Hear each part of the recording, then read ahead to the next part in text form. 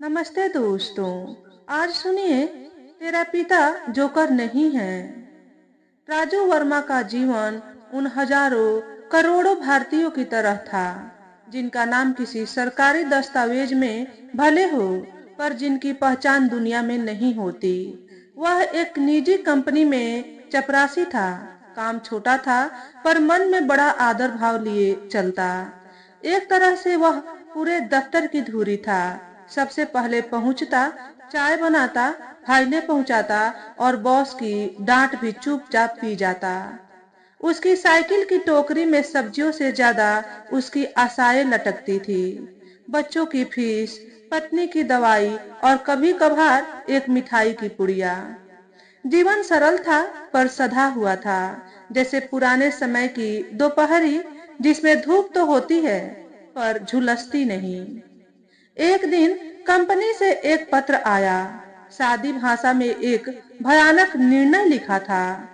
हमें खेद है। और बस, दफ्तर बंद हो गया था। जिंदगी की गाड़ी जो अब तक कच्ची सड़कों से चलती हुई आ रही थी, एक गड्ढे में गिर पड़ी। राजू कई दिनों तक अवाक रहा। नौकरी ढूंढने निकला, पर कहीं से जवाब न मिला।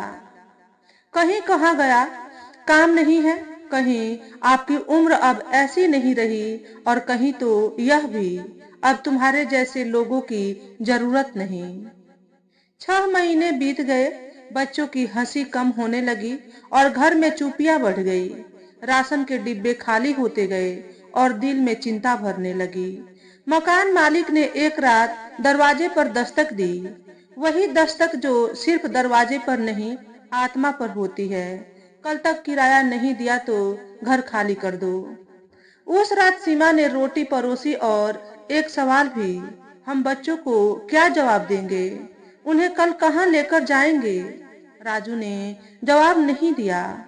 उसने रोटी का एक टुकड़ा पानी में डुबोकर निगला, जैसे अपनी आत्मा को निगल रहा हो।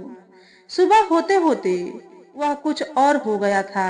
न चेहरा बदला था, न शरीर, पर आंखों में अब एक औरत की तरह लाचारी थी। वह लाचारी जो आंसू नहीं बहाती, पर दिल में समंदर रखती है। उसने बाजार से एक जोकर की नकली नाक, सस्ता विग और कुछ रंग खरीदे। पुराने कपड़ों को काट पीट कर एक भड़कीला पहनावा बनाया। आईने में खुद को देखा तो खुद पर हंस पड़ा, पर यह हंसी बाहर की थी, भीतर तो वह रो पड़ा। अब वह पुरानी दिल्ली की गलियों में जोकर बनकर घूमता था। हाथ में तख्ती, जोकर के साथ सेल्फी, सिर्फ 10 रुपए। हंसी अब उसकी रोजी थी। हर मुस्कान के पीछे आंसुओं का समंदर छुपा था। लोग उसकी ओर देखकर हंसते, बच्चे ताली बजाते, कोई वीडियो बनाता। एक बच्चा बोला, माँ, जोकर रो क्यों रहा है? माँ ने कहा, बेटा, ये बस एक्टिंग कर रहा है। कौन समझे कि यह अभिनय नहीं था, यह एक पिता का आत्म बलिदान था। राजू घर आने से पहले अपना रंग मिटा देता। बच्चे पूछते, पापा, आज भी मीटिंग थी क्या? वह मुस्कुरा देता।